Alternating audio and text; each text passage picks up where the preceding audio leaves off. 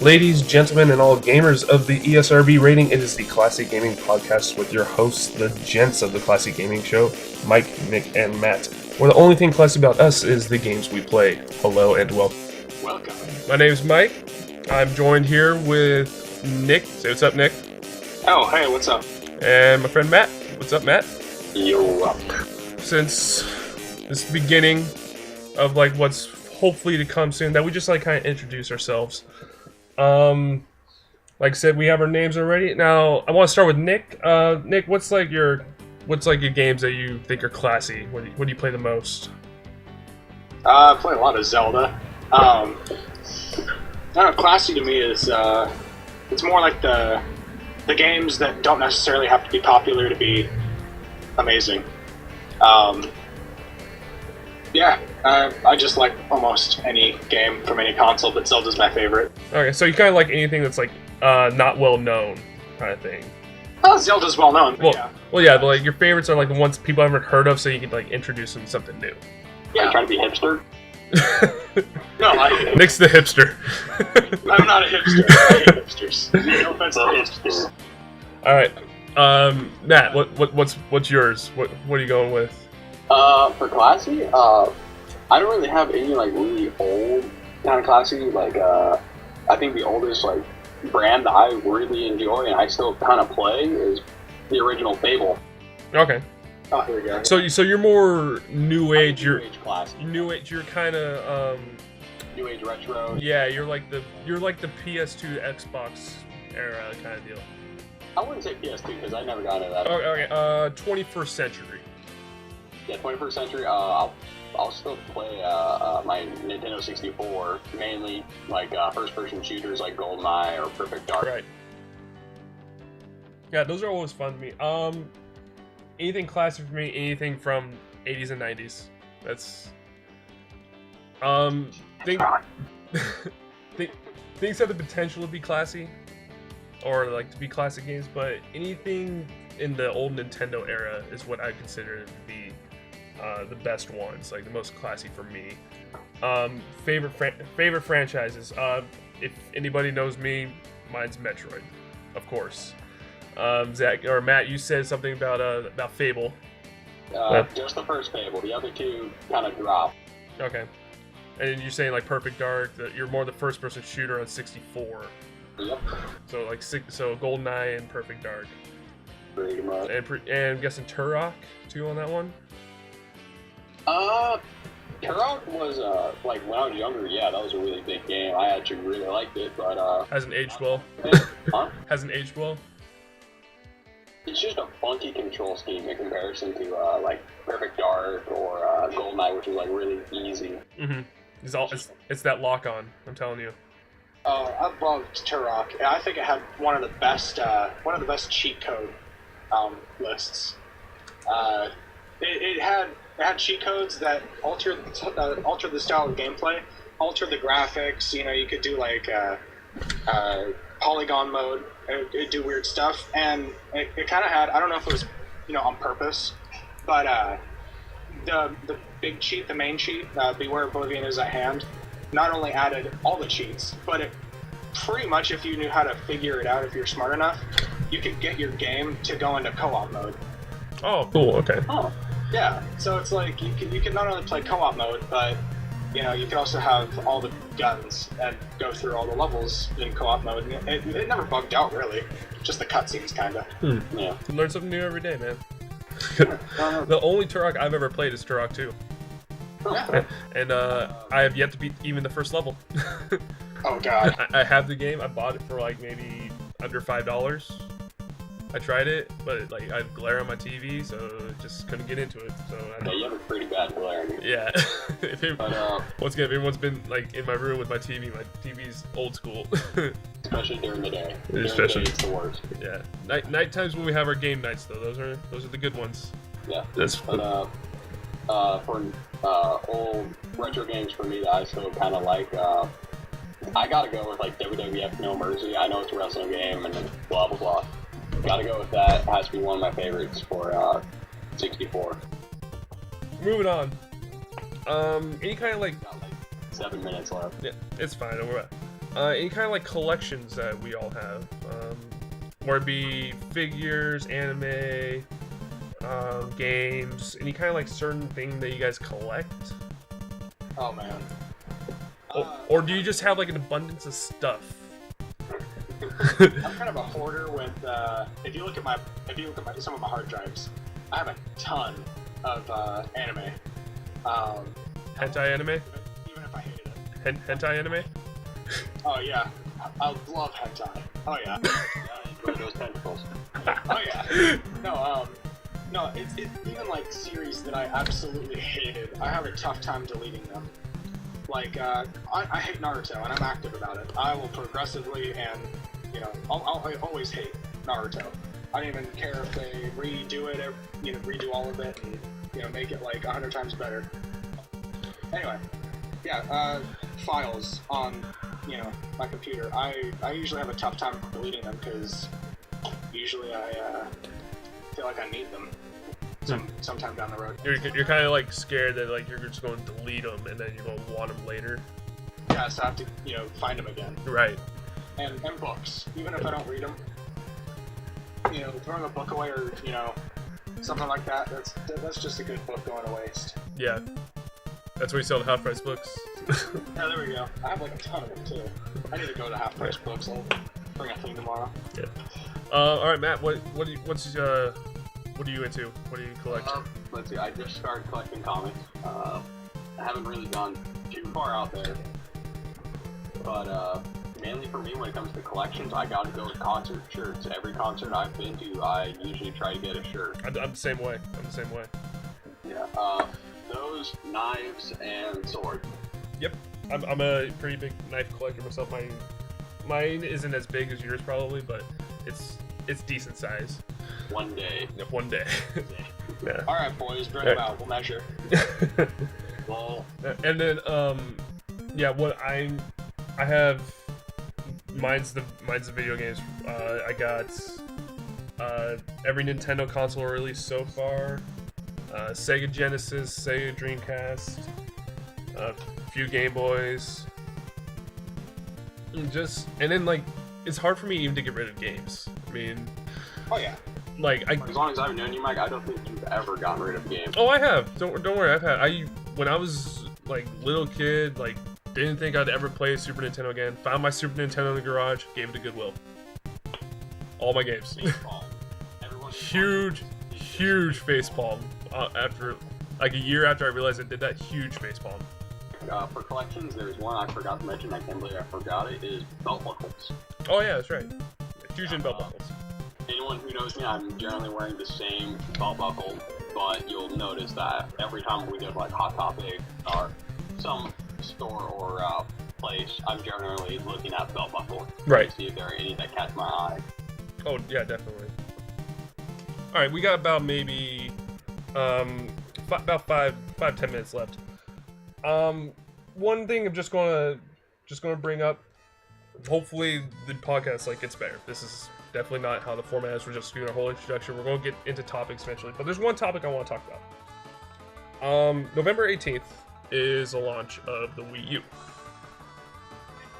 Now, this is going to be into our hopefully recurring segment, Class Act, Pass Gas.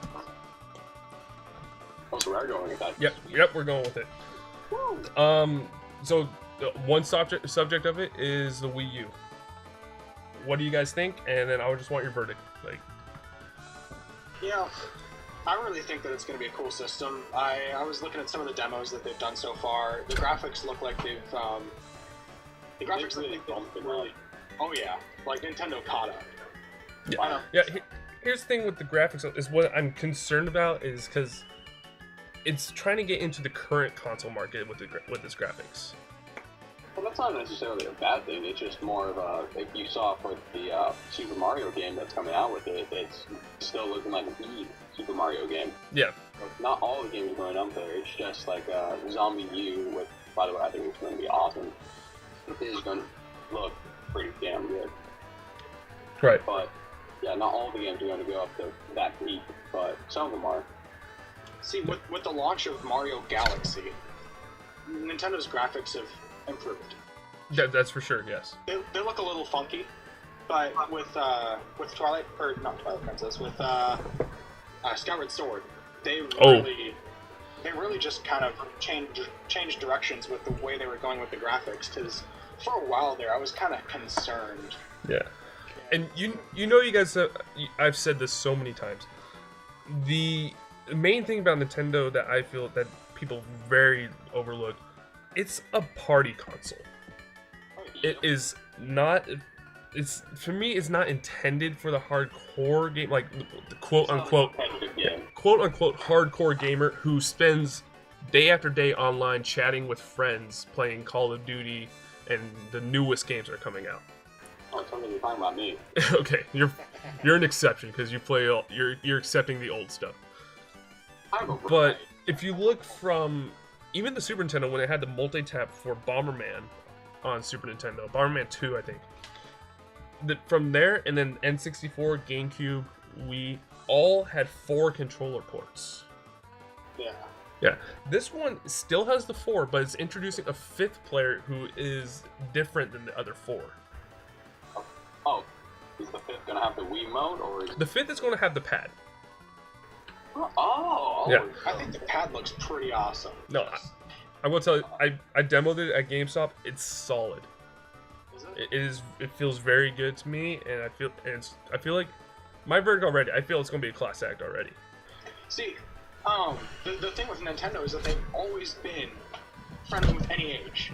I've never seen them, like with Xbox. Not a lot of their games. A lot of their games that are really big aren't really intended for kids, but kids play them anyway. Yeah. like Conker's Bad Fur Day from the Nintendo 64. Oh, I fucking love that. That was a great game. But see, Mario, so simple, but it's loved by like so many. It's different so age groups. simple and so addictive is what gets it in there. It's straight to the point. That's the thing. There's not really a storyline. It's just straight to the point. Find the princess. Okay. Yeah. Zelda, I can see it being more of a teen game, but the same, it's still, Nintendo's always made games that were still fun for all age groups. Right. Usually, I see people turn their nose up, just straight up, turn their nose up at games that are rated E for everyone. Mm-hmm. And, with the ESRB ratings kind of going a little in a different direction nowadays, Nintendo will always keep their games more family friendly than anything. Yeah. Given they're going to have some of their more vulgar games. I'm not going to name off any of them, but they'll have Conker's Bad Fur Day. they'll have their odd games, and then they'll have their borderline adult games. Right. But see, with Nintendo products, I don't think I've ever had any Nintendo console break on me. No, I actually haven't either. I've kept even before I gave my Super Nintendo away and my 64 away. I have no idea what happened to my 64. I had to get a new one. All worked perfectly fine. Yeah, I have a Wii. I can't tell you how many times it's fallen off because I lost the stupid little stand thing. Oh, dude, it fell off on me maybe a week after I got it. Yeah, and it still works. And it works perfect. It's still fine. No BS with the eye falling out of place. No. I can't even tell you how many PlayStation 2s I went through. I think I went through 6 of them. I'm on my 3rd PS2. Yeah. Once I got the Slim going, and then it finally got in the right direction. Okay. Yeah. Back to the Wii U. Yeah. I gotta say this. It reminds me of a giant DS. The whole. Exactly. Yep. I was thinking that when I was playing it, but it works really well, I think. Yeah, I'm not trying to knock it. It's just this is kind of interesting. It's confusing sometimes, yeah, but Oh. I tried. I'm like, what am I doing? But yeah, I felt like the old man who's trying to play the new age games. Just what do I do? yeah, and Am I doing it right? and I was thinking Nintendo's been innovating and leading in design of consoles since the Super. Oh yeah. Because one perfect reason is the shoulder buttons on the Super Nintendo. First console to do that. Yep. And you got those fingers resting pointlessly up there. yeah, exactly. And then there's let's just put buttons up there. Yeah. I will say though, for consoles, they've kind of dropped just because they have Nintendo 64 competing against disc games. Right. That's for sure. But you can't argue that you can argue that like the PS2 had like better like graphics and like Control scheme. control scheme, but still it's just that feel that you get from playing a Nintendo console. Oh, I mean, 64 has to be my favorite console overall, hands down. Has to be my favorite. You know, I'm gonna just throw that out there. I know it's gonna sound like some fanboy raving about Zelda, but you know, two of the best games that came out for the 64 were both Zelda games. mhm. You know, They were both easily within the top 5. Oh, that's for sure. Yeah, I'm totally going to agree with that. That and Smash. yeah, Super Smash. Had to go with Smash. Smash has so much replayability to me because every time you play it, it's different with someone. Yeah. See, I don't think they've successfully done a remake of Super Smash Brothers, Mario Party, you know, anything like that. After Mario Party, I haven't played any Mario Party since after 6, but 6 got it right. Yeah. A lot of them kind of got a little weird. Like with the Wii, obviously there were some of those awkward mini games where you have to shake up the soda and it looks really Yeah. bad when you're shaking it out the way that they tell you to hold it. Yeah, They exactly. even show you the demonstration. Yeah. But yeah, but here's a question I'm going to ask you guys. Do you think like Microsoft and Sony, because of the built-in screen to the controller? I mean, even a long time ago, you could say that we saw that on the Dreamcast with its memory card. Yeah. Do you think we're going to see like the whole touchscreen HD screen on any of their controllers or any like side peripheral? You think on? Like on the Xbox 720. Yeah, it's 720 and the PS4. I don't think we'll see it like right off the bat. I think we'll see it more like a kind of Connect thing. Like Yeah. Like My theory is going to be like Microsoft's going to like because you can get like the tablets, right? Yeah. They're going to somehow connect that to an Xbox. Like you can play games with like that. Oh, well, That's my theory. well, we're actually not too far away from that because there are people who connect their tabs or iPads. No, but I feel Microsoft's going to be like the first to like fully realize that and fully use that to its potential. Fully So like they're going to take us. Right. fully integrated system. Yeah, exactly. I have no idea what I feel. Sony once again will knock off Nintendo like they did with the Move. I mean, the Move to me was a complete failure. Yeah. We're going to have to like start wrapping up, but so bottom line, class act, pass gas. Nick, what's your opinion? I think it's going to be a class act. Class act. Now, side question: are you going to pick it up on day one or close to day one? As close as I can get it. Okay. I have to get employed first, though. That's for sure. Yeah. I mean, unless you want to buy me one. No. Matt, what's your opinion? Class act, pass gas. I'm kidding. Not pass gas. Yeah, I think it's going to be a class act. Okay. Day one purchase, maybe down the road, or probably gonna mooch. Mike, you know me since kindergarten. I'm probably going to move. Okay. No, no. I'm saying I'm probably going to move just because I don't really have the money for that for a while because my priorities aren't really all that great when it comes to like getting new consoles. All right, yeah, because you're totally not into like getting new consoles all the time, or like even collecting consoles. But if someone offered you to play it like with them for like a long period of time, would you? It was just like a demo unit? Yeah, something like that. Yeah, why not? All right. And me, definitely gonna be a class act. That's for sure. Day one purchase, yes, I am buying it day one. I have a reservation already for it, and I'm ready to go. So. See, if they come out with a Zelda game for it, if I don't have it by the time they come out with a Zelda game for it, when they come out with a Zelda game is the day that I'll actually buy them. Probably, yeah. So, like, you know, if they give me some strong incentive to buy it and get down and just go, you know, sell my soul, yeah, I'll probably just go buy it. Yeah, like, I said I was going to wait till new Smash or new Metroid to come out for it, and then I had the opportunity just to reserve one, and I'm like, I might as well reserve it now, because I feel like the launch lineup is it's not the best lineup like Reggie Fils-Aimé says, the Nintendo of America president. It's not as strong as I think he says this, but it's solid. Yeah. It's not weak, that's for sure. Now, a quick question. You looked at the controllers, right? Yes.